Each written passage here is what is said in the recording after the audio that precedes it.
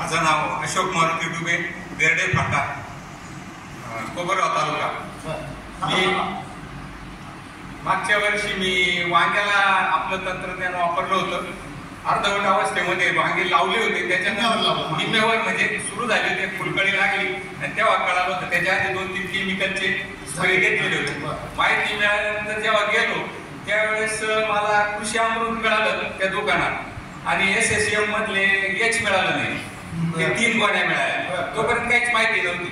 त्या 3 गोण्या त्या आणि RNPH वगैरे त्याच्याबद्दल समोरच्या माणसाने काही सांगितलं नाही, हे वापरा म्हणे आणि कंपनीला विचारलं, कोयगावचं दुकान होतं। तर त्यांच्याकडे सगळं मला अर्धवट होता, पूर्ण काही मिळालं नाही। आणि मग मी जे होतं ते उपलब्ध वापरलं आणि त्याच्यावर माझे माणूस म्हणजे 5 फूट उंची इतक्या माझ्या वांग्याची वाढ झाली होती। माल फुटली का भाव नव्हता, अक्षरशः 50 रुपये कॅरेटनी, 100 रुपये, 120 रुपये कॅरेटनी विकून आलो। आणि त्याच्यानंतर माझे सर्वात घरगुती प्रॉब्लेम काय झाला, माझ्या पत्नीला अटॅक आला एक दिवस 4-2ला आणि मी SMBTला आलो आणि ते माझे वांगे वगैरे ते सगळे सोडून द्यावं लागले। तरी मी 9 महिने वांगे तोडले कसे तरी, पण फार मोठा फायदा नाही झाला। पण त्यावेळी ते टाकलेलं होतं, त्यानंतर मी ते उभ्या वांग्यामध्ये रोटरी मारली आणि त्याच्यात लगेच सोयाबीन पेरून दिली।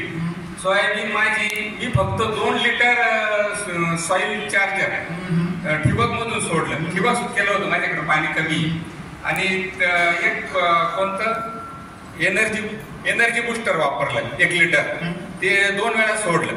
आधी माझी इतक्या उंचीची सोयाबीन होती, कमरेत माझा लहान नातू त्याच्यात दिसत नव्हता आणि आता अजून त्याची काढायची।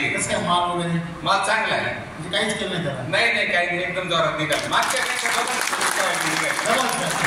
आणि एक सांगतोय सर, एका आठवड्यापूर्वी मी आपलं दुकान सुरू केले बेर्डे फाट्याला आणि कोळपेवाडीला 2 ठिकाणी।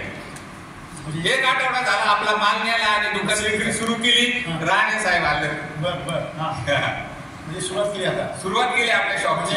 तुम्हाला माल मिळाल्यानंतर तुम्हीच प्रॉब्लेम सॉल्व्ह केले? हा, मी सॉल्व्ह केला। थांबा माझं नाव